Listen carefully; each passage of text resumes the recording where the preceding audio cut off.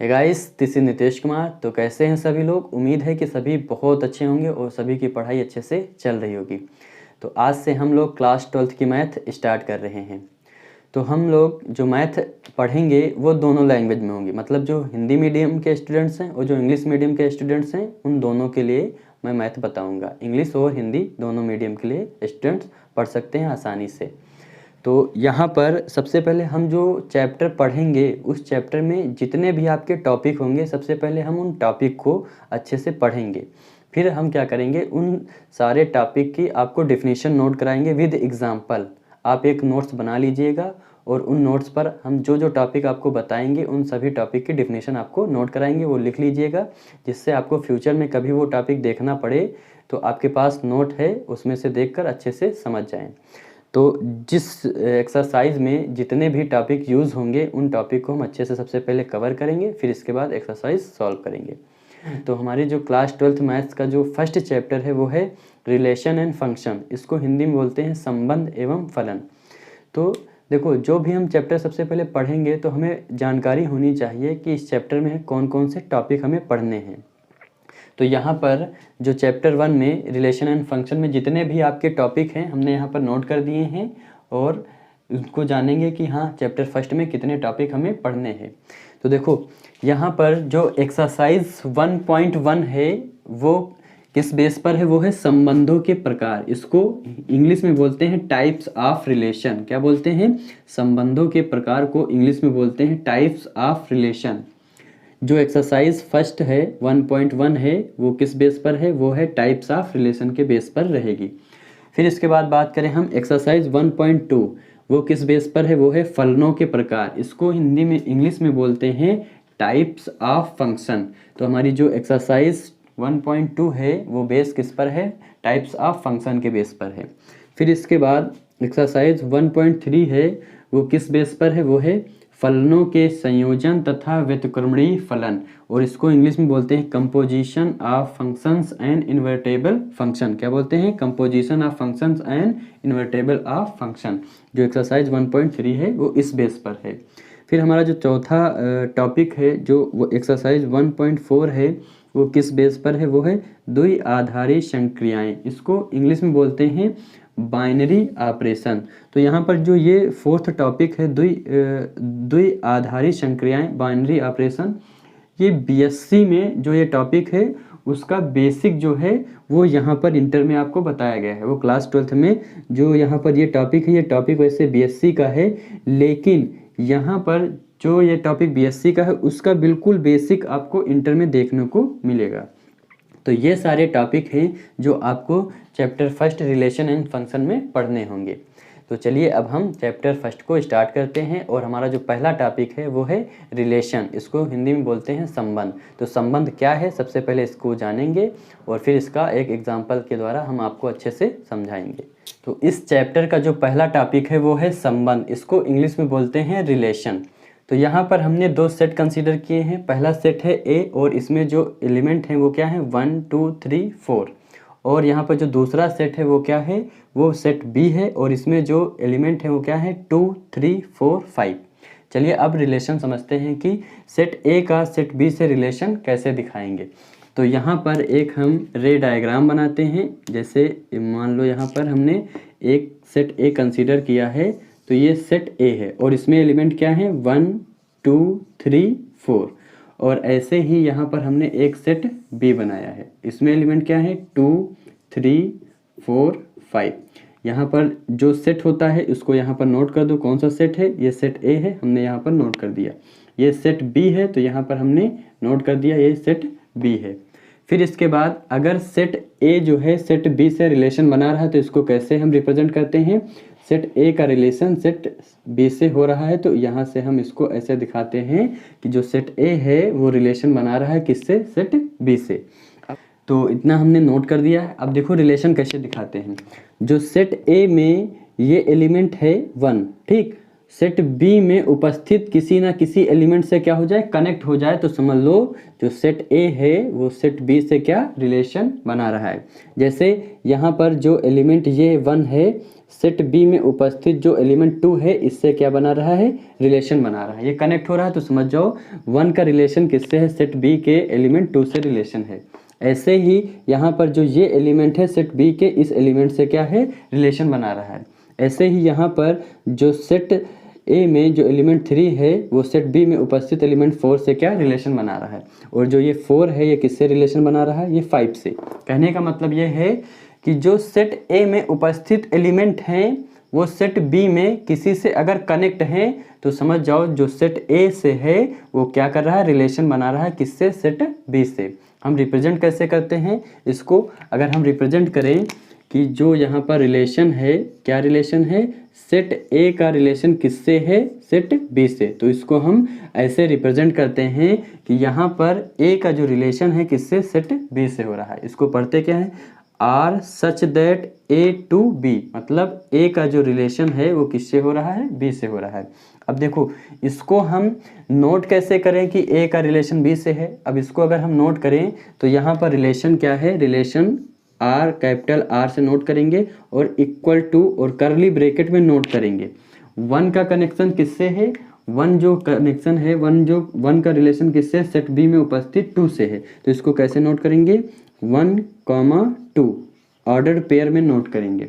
फिर ऐसे ही यहाँ पर क्या सेट ए का जो एलिमेंट 2 है सेट बी में उपस्थित एलिमेंट 3 से क्या रिलेशन बना रहा है, तो इसको कैसे नोट करेंगे, 2,3, मतलब जो एलिमेंट जिससे रिलेशन बना रहा है उसको ऑर्डर पेयर में हम नोट कर देंगे।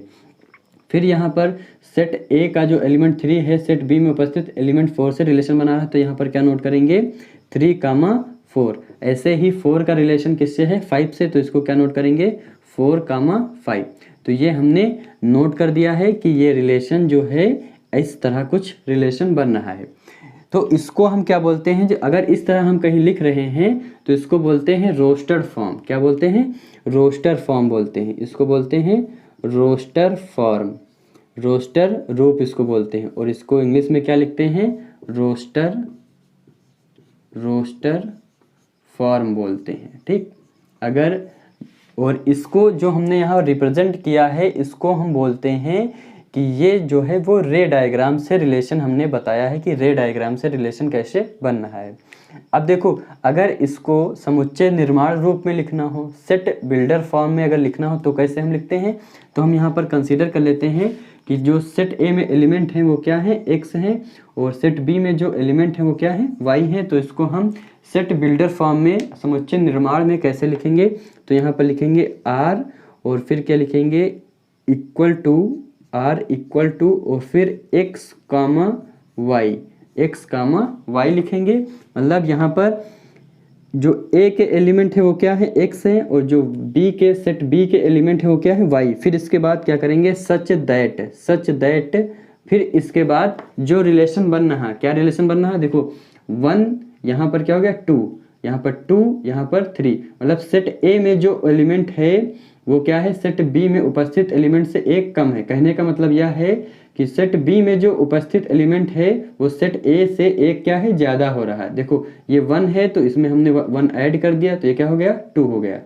ये 2 है इसमें 1 ऐड कर दिया ये क्या हो गया, 3। ये 3 है इसमें 1 ऐड कर दिया ये क्या हो गया, 4। ये 4 है इसमें 1 ऐड कर दिया ये क्या हो गया, 5। तो यहाँ पर जो रिलेशन बन रहा है उसको हम कैसे नोट करेंगे, x प्लस 1 इक्वल टू क्या है, y। यहाँ पर जो रिलेशन बन रहा है वो क्या है, x में हमने 1 ऐड कर दिया है तो हमें क्या मिल जा रहा है, y मिल जा रहा है। कहने का मतलब यह है कि अगर हम इसको इस साइड में शिफ्ट कर दें, x minus y equal to -1 भी नोट कर सकते हैं। तो यहाँ पर जो रिलेशन बन रहा है क्या है, x प्लस 1 इक्वल टू क्या है, y, और फिर कामा लगा के लिखेंगे कि x जो है वो बिलोंग कर रहा है सेट a में, और जो y है वो क्या है, सेट b के एलिमेंट हैं जो बिलोंग कर रहे हैं किसमें, सेट b में बिलोंग कर रहे हैं। तो ये रहा, इसको हम बोलते हैं समुच्चय निर्माण रूप। क्या बोलते हैं, समुच्चय निर्माण रूप, और इसको इंग्लिश में बोलते हैं set builder set builder form ये बोलते हैं, इंग्लिश में इसको सेट बिल्डर फॉर्म बोलते हैं। एक बार फिर से समझते हैं रिलेशन क्या होता है। यहाँ पर हमने कोई दो सेट कंसीडर किए, एक सेट ए है, सेट बी है, और यहाँ पर सेट ए में उपस्थित जो ये एलिमेंट हैं और सेट बी में है 2 3 4 5 ये।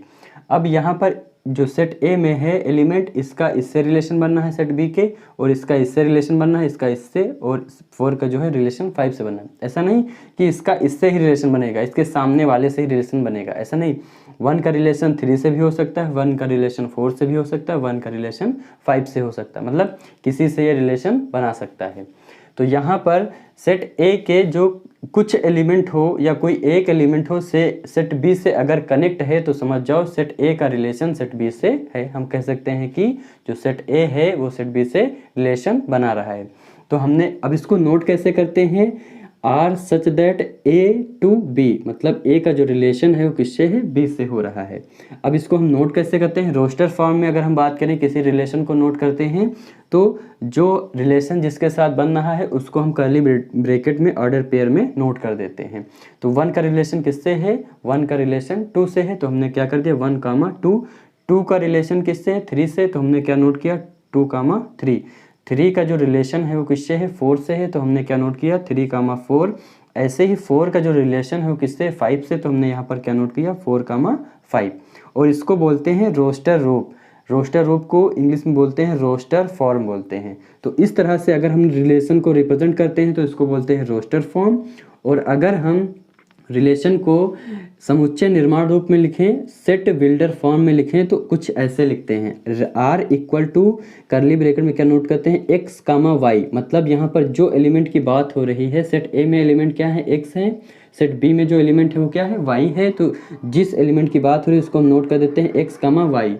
फिर यहाँ पर क्या नोट करते हैं सच दैट का मतलब कैसा रिलेशन बन रहा है।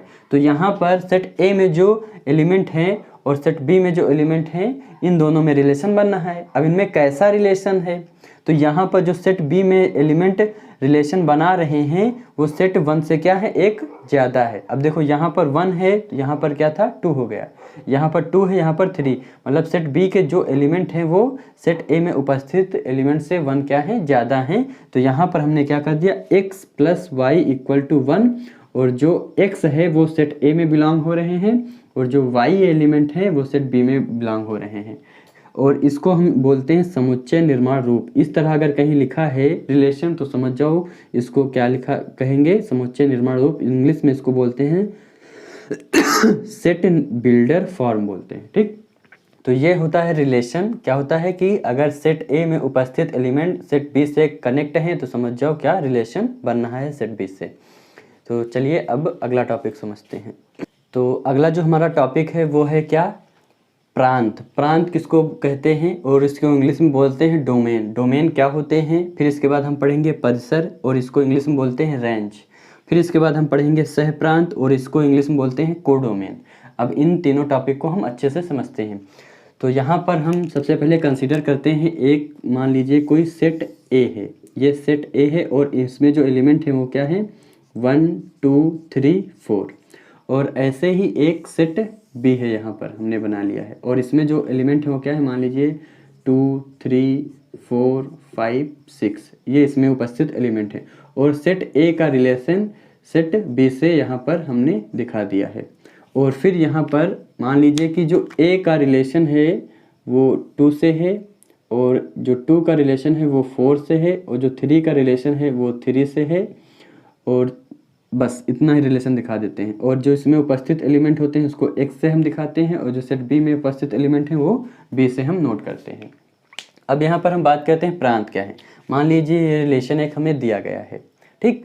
अब हम प्रांत की बात करते हैं, डोमेन की बात करते हैं कि डोमेन क्या होते हैं। देखिए डोमेन जो होते हैं वो सेट ए में जो एलिमेंट उपस्थित हैं सबसे पहले उनको देखेंगे। सेट ए में उपस्थित जितने एलिमेंट का सेट बी में उपस्थित किसी ना किसी एलिमेंट से रिलेशन बन रहा है, मतलब सेट ए में उपस्थित जो जो एलिमेंट रिलेशन बना रहे हैं वो सारे क्या होंगे, वो डोमेन होंगे। अब यहाँ पर देखिए सेट ए में जो ए एलिमेंट है 1 है वो 2 से रिलेशन बना रहा है, मतलब इसका रिलेशन बन रहा है तो ये डोमेन में आ जाएगा। ऐसे ही 2 जो है ये भी रिलेशन बना रहा है 4 से, तो ये भी डोमेन में होगा। 3 जो है ये रिलेशन बना रहा है 3 से, तो इसका भी रिलेशन है, इसका मतलब ये भी डोमेन होगा। लेकिन जो 4 है वो किसी से रिलेशन नहीं बना रहा, इसलिए ये डोमेन से बाहर हो जाएगा। आया समझ में? तो डोमेन की अगर हम बात करें यहाँ पर, तो डोमेन क्या होगा इस सेट का, इस रिलेशन का, वो होगा 1, 2, 3। मतलब सेट ए में उपस्थित जो एलिमेंट रिलेशन बना रहे हैं वो सारे डोमेन में आएंगे। आया समझने? डोमेन किसे बोलते हैं। फिर अगर हम बात करें परिसर, रेंज की बात करें, सेट बी में जितने एलिमेंट रिलेशन बना रहे होते हैं उनको हम बोलते हैं रेंज। तो सेट बी में कौन कौन से एलिमेंट रिलेशन बना रहे हैं? जो 2 है वो रिलेशन बना रहा है सेट ए के 1 से, 3 रिलेशन बन रहा है, 4 का भी रिलेशन बन रहा है, लेकिन 5 और 6 का रिलेशन नहीं बन रहा है, इसलिए ये रेंज नहीं होंगे। तो रेंज की अगर हम बात करें तो इस रिलेशन का रेंज क्या होगा? 2, 3, 4। यहाँ पर जो रेंज होगा वो क्या होगा? ये रेंज होगा। अगर हम बात करें सह प्रांत, इसको इंग्लिश में बोलते हैं कोडोमेन बोलते हैं। कोडोमेन क्या होते हैं? देखिए, सेट बी में उपस्थित जितने सारे एलिमेंट होते हैं उनको हम बोलते हैं कोडोमेन बोलते हैं, सह प्रांत। वो चाहे सेट ए में उपस्थित एलिमेंट से रिलेशन बना रहे हों चाहे ना बना रहे हों, मतलब कहने का मतलब यह है कि एलिमेंट जो बी में उपस्थित एलिमेंट हैं वो किसी से रिलेशन बना रहे हों चाहे ना बना रहे हों, वो सारे जो एलिमेंट बी में हैं वो सारे क्या होते हैं? वो होते हैं कोडोमेन। अगर कोडोमेन की बात करें तो यहाँ पर क्या होगा? 2, 3, 4, 5, 6, ये सारे क्या होते हैं? ये कोडोमेन होते हैं। तो उम्मीद है कि आपको अच्छे से समझ में आ गया होगा कि प्रांत क्या होते हैं। जो सेट ए में उपस्थित एलिमेंट हैं वो किसी अगर एलिमेंट से रिलेशन बना रहे हैं तो जितने एलिमेंट रिलेशन बना रहे हैं वो सारे क्या होते हैं? प्रांत। उनको इंग्लिश में बोलते हैं डोमेन। रेंज क्या होते हैं? परिसर। सेट बी में उपस्थित जितने एलिमेंट रिलेशन बना रहे होते हैं वो क्या हो जाते हैं? रेंज में हो जाते हैं। ऐसे ही सह प्रांत क्या होते हैं? सेट बी में सारे एलिमेंट को हम क्या कहते हैं? जो कोडोमेन कहते हैं। मतलब वो रिलेशन बना रहे हो चाहे ना बना रहे हो, जितने भी एलिमेंट होंगे वो सारे क्या होते हैं? कोडोमेन होते हैं। तो चलिए अब देखते हैं अगला टॉपिक हमारा क्या है। तो अगला हमारा जो टॉपिक है वो टॉपिक क्या है? संबंधों के प्रकार, टाइप्स ऑफ रिलेशन, इसको इंग्लिश में बोलते हैं। तो यहाँ से क्लास 12th का चैप्टर स्टार्ट होता है। इससे पहले जो फंक्शन था, जो रिलेशन था, वो आपके फर्स्ट ईयर का टॉपिक था। जो क्लास 12th का टॉपिक है वो है संबंधों के प्रकार, मतलब संबंध कितने प्रकार के होते हैं। एक इम्पोर्टेंट बात यह है कि यहाँ पर जो संबंध हम दिखाते हैं वो सेट अगर ए है तो हम सेट ए के साथ ही रिलेशन दिखाते थे। अभी हमने 11th में क्या पढ़ा? 11th में अभी तक हमने पढ़ा है कि सेट ए का रिलेशन सेट बी से दिखाते हैं, सेट पी का रिलेशन सेट क्यू से दिखाते हैं, लेकिन जो इंटर में हम रिलेशन पढ़ते हैं वो उसी सेट का रिलेशन उसी के साथ हम दिखाते हैं। आया समझ में? तो अगर कोई सेट ए का रिलेशन हम दिखाएंगे तो किससे दिखाएंगे? सेट ए के साथ ही दिखाएंगे। तो जो टाइप्स ऑफ रिलेशन में है तो सबसे पहला जो टाइप है वो क्या है? रिक्त संबंध। इसको इंग्लिश में बोलते हैं इम्पटी रिलेशन। तो इम्पटी रिलेशन क्या होता है? सबसे पहले इसकी हम बात करते हैं। यहाँ पर डिफिनेशन नोट है, डिफिनेशन को हम बाद में समझेंगे, सबसे पहले इसके कॉन्सेप्ट को समझते हैं कि इम्पटी रिलेशन क्या होता है। तो यहाँ पर देखो, कोई हम एक सेट ए कंसीडर करते हैं। ए में एलिमेंट जो हैं वो क्या है? 1, 2, 3, 4 हैं। तो हमने क्या बताया कि जो सेट ए का रिलेशन है वो किससे दिखाते हैं? इसी के साथ दिखाते हैं। तो यहाँ पर भी क्या होगा? सेट ए होगा, और इसका रिलेशन हमने क्या दिखाया कि सेट ए का रिलेशन किससे है? ए से है। तो अगर ए में उपस्थित एलिमेंट 1, 2, 3 हैं तो यहाँ पर भी क्या होगा? 1, 2, 3, 4। यहाँ पर जो एलिमेंट होते हैं उसको क्या कंसीडर करते हैं? सेट ए में एक्स, और यहाँ इस साइड में जो सेट होता है उसको, उसमें उपस्थित जो एलिमेंट होते हैं उसको क्या कंसीडर करते हैं? वाई। अब हम इम्पटी रिलेशन कैसे दिखाएंगे? देखो, सेट ए में जो एलिमेंट उपस्थित हैं, अगर इस सेट ए में किसी भी एलिमेंट से कनेक्ट नहीं है, मतलब रिलेट नहीं कर रहे हैं, रिलेशन नहीं बना रहे हैं, कोई भी रिलेशन नहीं बन रहा है, तो हम कहेंगे कि यहाँ पर जो रिलेशन है वो कैसा है? इम्पटी। इम्पटी का मतलब कोई भी रिलेशन नहीं बन रहा है। तो देखिए यहाँ पर जो 1 है, सेट ए में उपस्थित किसी भी एलिमेंट से रिलेशन नहीं बना रहा है, तो इसका मतलब यहाँ पर कोई रिलेशन नहीं बन रहा है, तो यहाँ पर कोई रिलेशन नहीं है, तो इसलिए हम यहाँ पर क्या कहेंगे कि यहाँ पर इम्पटी रिलेशन है। अब इसको हम नोट कैसे करते हैं? R = 5। 5 का मतलब होता है रिक्त। कुछ नहीं, एम्प्टी। तो यहाँ पर कोई रिलेशन नहीं है, इसलिए इसको हम नोट करते हैं R = 5। इसकी डिफिनीशन क्या होती है? इसकी डिफिनीशन होती है A relation R in a set A is called empty relation if no element, क्या है?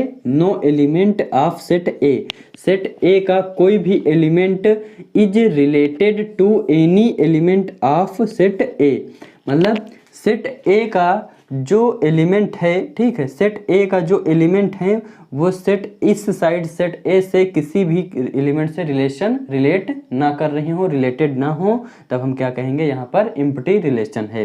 तो ये डिफिनीशन है। अगर एग्जांपल की इसके बात करें कि यहाँ पर हम एक ऐसा एग्जांपल दिखाएं कि जो यह रिलेशन क्या हो जाए? सेटिस्फाई हो जाए। तो यहाँ पर इसमें हम क्या सेट बिल्डर फॉर्म में नोट करेंगे, R = यहाँ पर x, y, सेट A में क्या एलिमेंट है? x है, और सेट इस सेट में क्या एलिमेंट है? y है। सच दैट यहाँ पर रिलेशन हम क्या दिखाएंगे? x - y = 10, और कामा लगा के नोट करेंगे x, y किस में बिलोंग कर रहे हैं? सेट A में बिलोंग कर रहे हैं। आया समझ में? तो ये हमने एग्जांपल दिखाया। अब देखिए यहाँ पर रिलेशन क्या है? x - y = 10, मतलब x के एलिमेंट से हम y का एलिमेंट घटा दें, कोई भी एलिमेंट, यहाँ नहीं कि इस एलिमेंट से यही घटाएंगे, सामने वाला सेट A के एलिमेंट से सेट A का एलिमेंट अगर हम कोई भी एलिमेंट घटा दें तो 10 आना चाहिए। तो हम अगर 1 में से 1 घटाएंगे 0 आएगा, 1 में से 2 घटाएंगे -1 आएगा, 2 में से हम 1 घटाएंगे तो 1 आएगा, तो 4 में से अगर 4 घटाएंगे 0 आएगा, 4 में से 1 घटाएंगे तो क्या आएगा? 3 आ जाएगा। मतलब हम इसमें से यहाँ पर कोई भी एलिमेंट x का उठाएं और इसमें से y का कोई हम माइनस करेंगे तो 10 नहीं आएगा। तो यहाँ पर इसका मतलब ऐसा कोई रिलेशन नहीं बन रहा है। जब ऐसा कोई रिलेशन नहीं बन रहा है तो हम यहाँ पर क्या कहेंगे? यहाँ पर एम्प्टी रिलेशन है। इसको हिंदी में बोलते हैं रिक्त संबंध, यहाँ पर है। आया समझ में? तो ये रिक्त संबंध क्या होता है? एक बार फिर से समझते हैं कि इस सेट में अगर कोई एलिमेंट इस सेट से रिलेटेड नहीं है तो हम कहेंगे यहाँ पर एम्प्टी रिलेशन है। ओके, तो चलिए अगला हम देखते हैं कि अगला टाइप्स हमारा क्या है। तो अगला जो हमारा रिलेशन है वो क्या है? सार्वत्रिक संबंध। इसको इंग्लिश में बोलते हैं यूनिवर्सल रिलेशन। तो यूनिवर्सल रिलेशन क्या होता है इसको समझते हैं। तो यहाँ पर देखो, एक कोई हम सेट A लेते हैं, यहाँ पर हमने सेट A लिया है, और यहाँ पर सेट A का रिलेशन हम किससे दिखाएंगे? सेट A से ही दिखाते हैं। तो सेट A का रिलेशन सेट A से है, और यहाँ पर एलिमेंट 1 2 3 हैं, तो इसमें भी एलिमेंट क्या होंगे? 1 2 3, और इसके एलिमेंट को दिखाते हैं x से, और इसके एलिमेंट को दिखाते हैं सेट y से दिखाते हैं। ठीक है, अब देखिए यूनिवर्सल रिलेशन क्या होता है कि इस सेट में यहाँ पर ये रिलेशन है। यूनिवर्सल रिलेशन होता है कि इस सेट में जितने भी एलिमेंट हैं वो इस सेट के हर एक एलिमेंट से क्या बनाए? रिलेशन बनाए। मतलब अगर ये एलिमेंट है तो ये एलिमेंट इस सेट के हर एलिमेंट से क्या बनाए? रिलेशन बनाए। जैसे ये 1 है तो 1 का रिलेशन 1 से होना चाहिए, 1 का रिलेशन 2 से होना चाहिए, 1 का रिलेशन 3 से होना चाहिए। तो यहाँ पर ये क्या होगा? यूनिवर्सल रिलेशन होगा। मतलब जो एक एलिमेंट है सेट बी में, मतलब सेट इस सेट के सारे एलिमेंट से रिलेटेड होना चाहिए। ऐसे ही जो ये एलिमेंट है 1 से ये रिलेशन इसका होना चाहिए, इसका 2 से होना चाहिए, इसका 3 से होना चाहिए। ऐसे ही जो 3 है इसका रिलेशन 1 से होना चाहिए, इसका रिलेशन 2 से होना चाहिए, इसका रिलेशन 3 होना चाहिए। मतलब कहने का मतलब ये है कि सेट इस सेट में जितने भी एलिमेंट हैं वो हर एक इस सेट से एलिमेंट से कनेक्ट होना चाहिए। इसका जो इमेज है, ठीक, प्री इमेज है, मतलब हर एक सेट का प्री इमेज होना चाहिए एक सेट के साथ। ये कहने का मतलब है। अब देखिए यहाँ पर ये जो एलिमेंट है इस सेट में सारे एलिमेंट के साथ रिलेशन बना रहा है, ये भी एलिमेंट है इस सेट के सारे एलिमेंट से रिलेशन बना रहा है, ये भी एलिमेंट है इस सेट के सारे साथ एलिमेंट क्या है? वो रिलेशन बना रहा है। अब देखिए यहाँ पर अगर कोई सेट, ये सेट है, इस सेट में रिलेशन बना रहा है तो हम क्या बोल देंगे कि 1 की इमेज क्या है? 1 है। अगर ये इसके साथ रिलेशन बना रहा है तो हम बोलेंगे 1 की इमेज क्या है? 2 है। अगर ये कोई पूछे कि इसकी इमेज क्या है तो हम बोलेंगे, अगर 2 का रिलेशन 1 के साथ है हम बोलेंगे 2 की जो प्री इमेज है, पूर्व प्रतिबिंब है, वो क्या है? 1 है। आया समझ में? अगर 1 का रिलेशन 3 के साथ हम बोलेंगे कि 1 की इमेज क्या है? 3 है।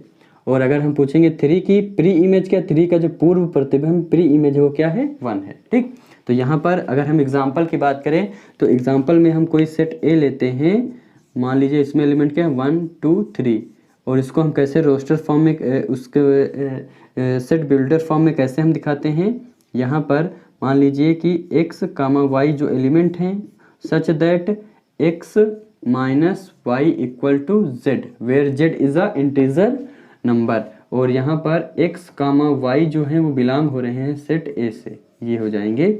अब देखिए यहाँ पर x माइनस वाई हम क्या करें, x में से y एलिमेंट माइनस करें, x का कोई एलिमेंट ले लें इसमें और कोई y का एलिमेंट माइनस करें तो इंटीजर आना चाहिए।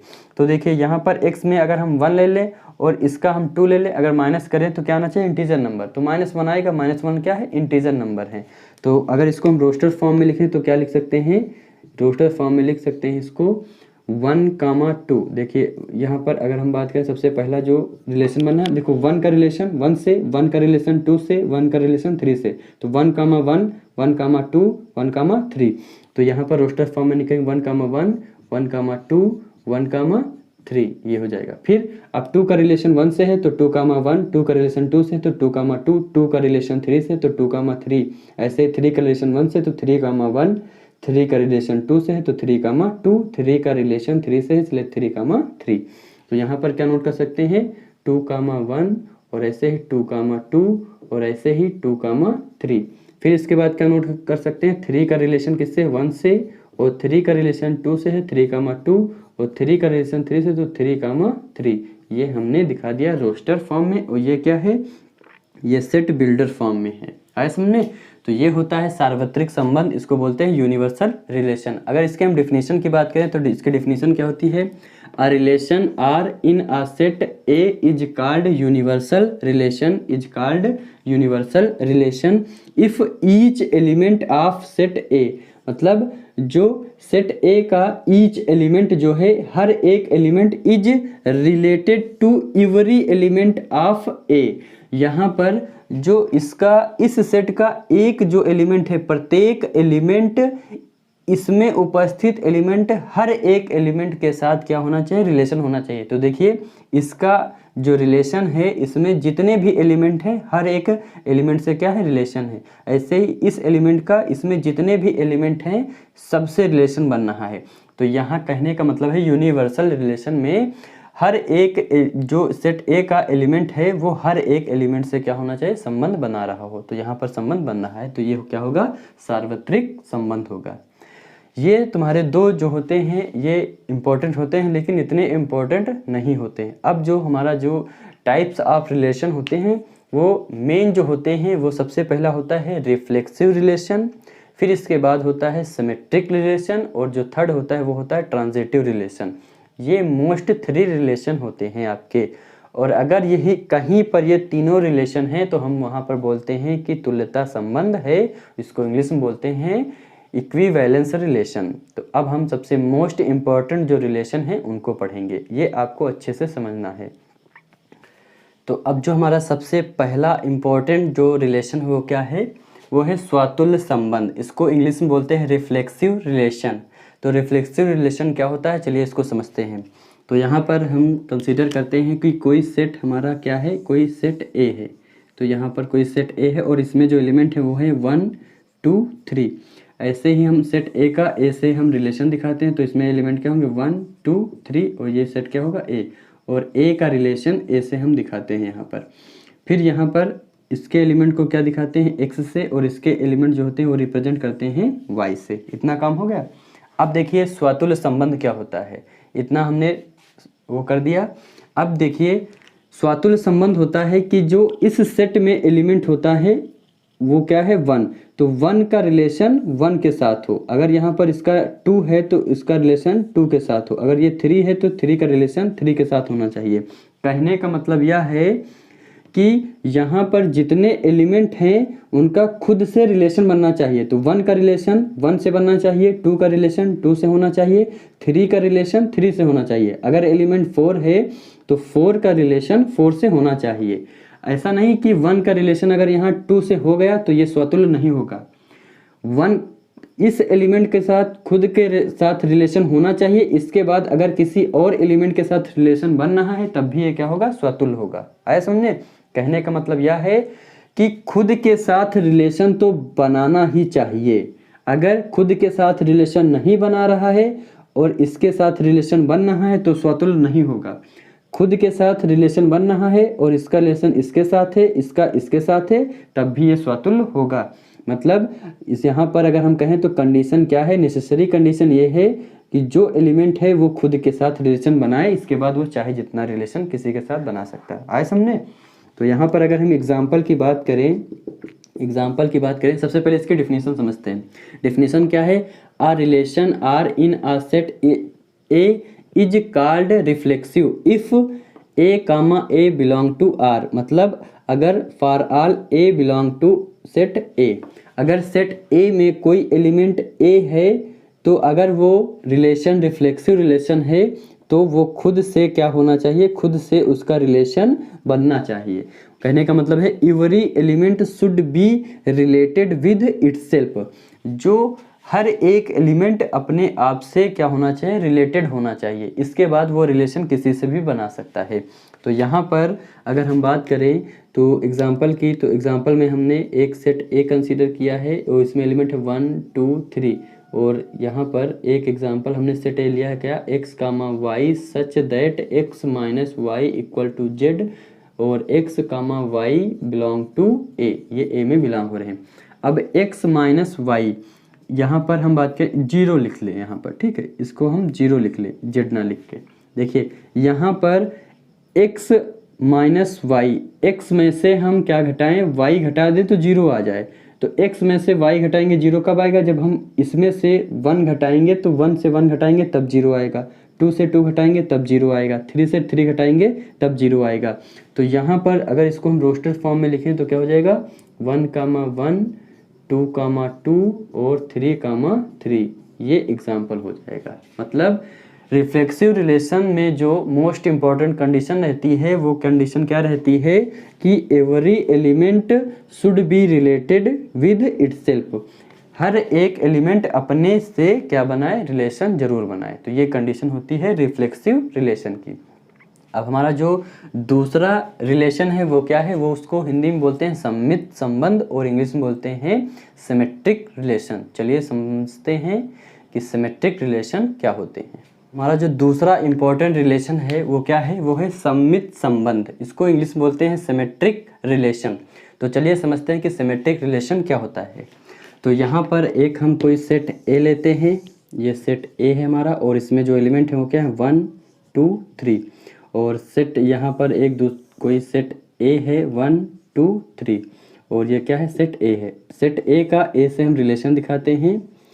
अब देखिए सिमेट्रिक संबंध क्या होता है, हमने बताया था इससे पहले। रिफ्लेक्सिव रिलेशन क्या होता है, रिफ्लेक्सिव रिलेशन वे होते हैं कि इसका रिलेशन इसके साथ ही होना चाहिए, मतलब इसके साथ ही होना चाहिए और दूसरे से भी रिलेशन बना सकता है, लेकिन खुद का रिलेशन खुद के साथ जरूर होना चाहिए, वो होता है रिफ्लेक्सिव। अब सिमेट्रिक संबंध क्या होता है, सिमेट्रिक रिलेशन जो होता है कि यहाँ पर अगर 1 का रिलेशन, मान लीजिए 1 का रिलेशन 2 के साथ है, समझिए बात को, 1 का रिलेशन अगर 2 के साथ है तो इसका अपोजिट होना चाहिए कि 2 का रिलेशन 1 के साथ होना चाहिए। क्या, 2 का रिलेशन 1 के साथ होना चाहिए।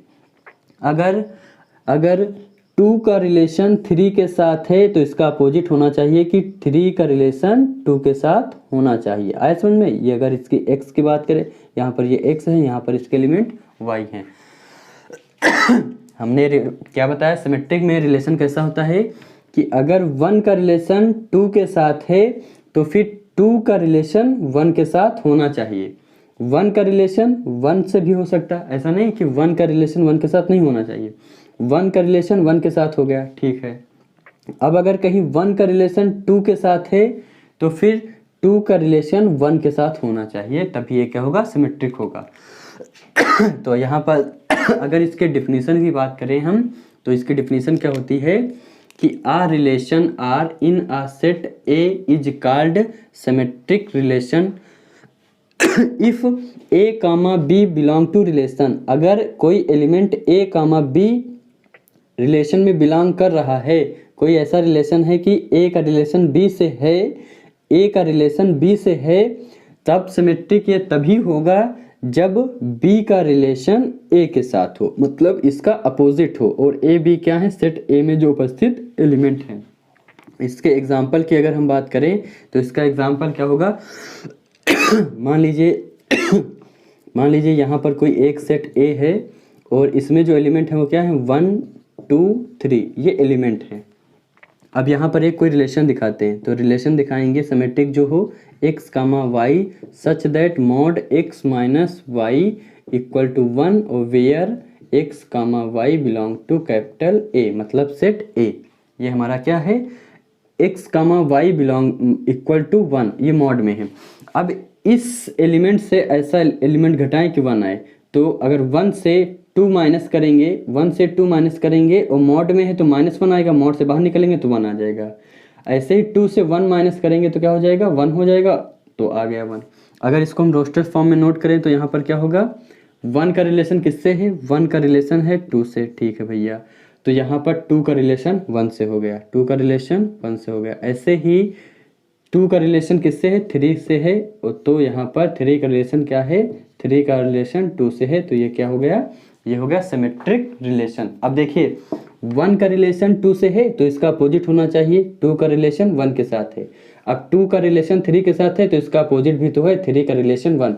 अगर कहीं पर ये लिखा है कि 2 का रिलेशन 3 के साथ है लेकिन 3 का रिलेशन 2 के साथ नहीं है, तो फिर ये सिमेट्रिक नहीं होगा। आया समझने कि अगर ए का बी से रिलेशन है तो सिमेट्रिक ये तभी होगा जब बी का ए से रिलेशन होगा। तो अगर ये 1 का रिलेशन 2 से है तो इसका अपोजिट भी होना चाहिए कि 2 का रिलेशन 1 से होना चाहिए। अगर यहाँ पर मान लीजिए 1 कामा 1, मतलब 1 का रिलेशन 1 से भी है, 2 का रिलेशन 2 से भी है, 3 का रिलेशन 3 से भी है, ये हमने दिखा दिया। 1 का 1 से हो गया, 2 का 2 से होगा, 3 का 3 से भी हो गया, इतना रिलेशन और भी है।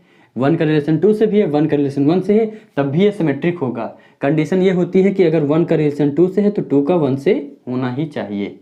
आया समझने? तो ये होता है सममित संबंध, इसको इंग्लिश में बोलते हैं सिमेट्रिक रिलेशन। अब जो हमारा थर्ड रिलेशन है वो होता है संक्रामक संबंध, इसको इंग्लिश में बोलते हैं ट्रांजिटिव रिलेशन। तो चलिए देखते हैं कि संक्रामक संबंध क्या होता है। तो अब हमारा जो थर्ड मोस्ट इम्पॉर्टेंट रिलेशन है वो क्या है, संक्रामक संबंध, इसको इंग्लिश में बोलते हैं ट्रांजिटिव रिलेशन। तो चलिए समझते हैं कि ट्रांजिटिव रिलेशन क्या है।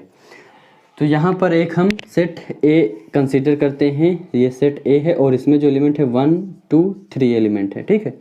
तो ए का रिलेशन हम किससे, ए से दिखाते हैं, तो यहाँ पर सेट ए ही होगा, तो इसमें एलिमेंट क्या होंगे, 1 2 3 ये एलिमेंट होंगे। अब ट्रांजिटिव रिलेशन की हम बात करते हैं कि ट्रांजिटिव रिलेशन क्या होते हैं, तो कैसे दिखाएंगे। देखिए तो यहाँ पर सबसे पहले हम इसकी डिफिनेशन की बात करते हैं, फिर आपको समझाएंगे, अच्छे से समझ में आएगा। डिफिनेशन इसकी क्या है, relation R in a set A is called transitive relation if A comma B belong to R. अगर ए कामा बी आर में बिलोंग है और बी कामा सी आर में बिलोंग है, then A comma C R में belong होना चाहिए, तभी ये क्या होगा, ट्रांजिटिव होगा। मतलब जो कॉमन नंबर हैं, देखो ए कामा बी और बी कामा सी, तो यहाँ पर कॉमन का बी कॉमन है, बी को हमने हटा दिया तो क्या बचा, ए कामा सी। तो ए कामा सी रिलेशन होना चाहिए, ए का रिलेशन सी से होना चाहिए, तभी ये क्या होगा, ट्रांजिटिव होगा। तो यहाँ पर हम क्या दिखाएंगे, देखिए 1 का रिलेशन हमने क्या दिखाया, 2 से है और 2 का रिलेशन 3 से है, तो यहाँ पर 1 का रिलेशन 3 से होगा, तभी ये क्या होगा, ट्रांजिटिव रिलेशन होगा। अगर हम इसके एग्जाम्पल की बात करें, आए समझ में, एग्जाम्पल लेंगे आप अच्छे समझ जाएंगे। यहाँ पर 1 2 3 है और कोई ऐसा रिलेशन ले, मान लीजिए रोस्टर फॉर्म में, जो क्या हो, कंडीशन सेटिस्फाई हो। मान लीजिए यहाँ पर क्या है, x greater than y, x जो है वो क्या है, या फिर जो y ग्रेटर देन लेते हैं, y ग्रेटर देन x और x कामा यहाँ पर x comma y belong to a, ये हो जाएगा। अब इसको हम अगर रोस्टर फॉर्म में लिखें, ये सेट बिल्डर फॉर्म है, रोस्टर फॉर्म में लिखें, y ग्रेटर होना चाहिए x, तो यहाँ पर रिलेशन क्या है, देखिए 1 कामा 2, तो यहाँ पर क्या होगा, 1 कामा 2 ये रिलेशन बना रहा है, और क्या 2 का रिलेशन किससे है, 2 का रिलेशन 3 से है, ये 2 का रिलेशन 3 से हो गया, और क्या है 1 का रिलेशन 3 से है, 1 का रिलेशन 3 से है, 1 का रिलेशन 3 से है। देखिए 1,2 y ग्रेटर होना चाहिए, y ग्रेटर है। 2,3 y ग्रेटर होना चाहिए, y ग्रेटर है। 1,3 y ग्रेटर होना चाहिए, y क्या है, ग्रेटर है, x लेस है। अब देखिए यहाँ पर 1,2 रिलेशन में बिलोंग है, 2,3 रिलेशन बिलोंग है। कॉमन को हमने हटा दिया, कॉमन जो एलिमेंट है, तो क्या बचा 1,3 मतलब होना चाहिए, तो 1,3 रिलेशन बन रहा है, इसलिए ये क्या होगा, ट्रांजिटिव होगा। अब अगर कहीं पर 1 का रिलेशन 2 से होता, 2 का रिलेशन 3 से होता, लेकिन 1 का रिलेशन 3 से ना होता, तो ये ट्रांजिटिव नहीं होता।